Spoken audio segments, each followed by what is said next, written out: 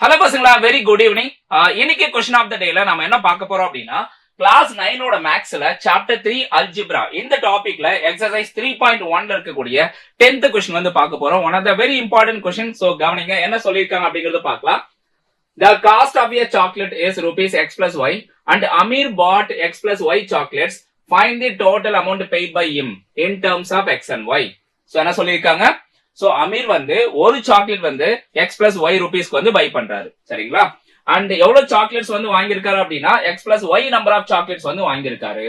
இந்த இடத்துல x and y கான வேல்யூ கொடுத்துட்டாங்க அப்படின்னா டோட்டலா அவர் வந்து x plus y number of chocolates buy பண்றதுக்கு எவ்வளவு அமௌண்ட் வந்து பே பண்ணிருப்பாரு அப்படின்னு கேட்டிருக்காங்க, சரிங்களா? எஸ், கவனிங்க. சோ இப்ப எப்படி சால்வ் பண்றது அப்படின்னு பார்ப்போம். Yes, per chocolate cost.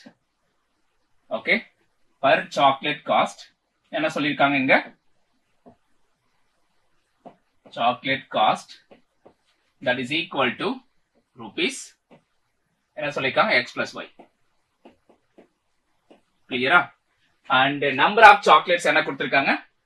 Number of chocolates, number of chocolates that is equal to x plus y. கிளியரா இருக்கா?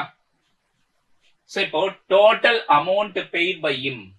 Okay, total amount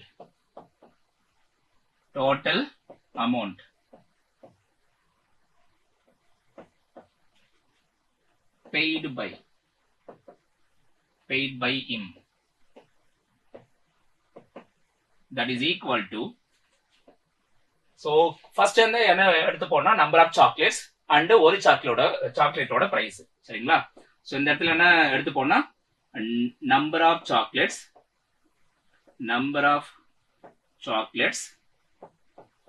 that is multiplied with cost of per chocolate.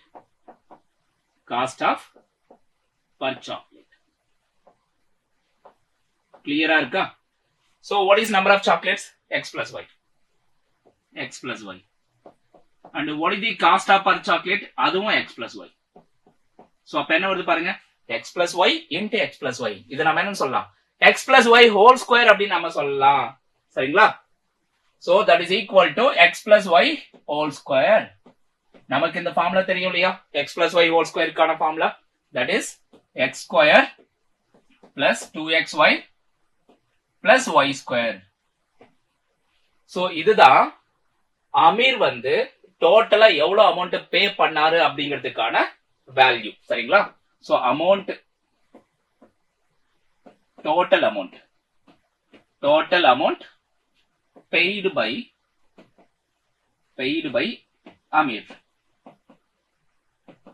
that is equal to this. கிளியரா? இந்த இடத்துல okay, here x கான value என்னன்னு சொல்லிட்டாங்க and y கான value என்னன்னு சொல்லிட்டாங்க.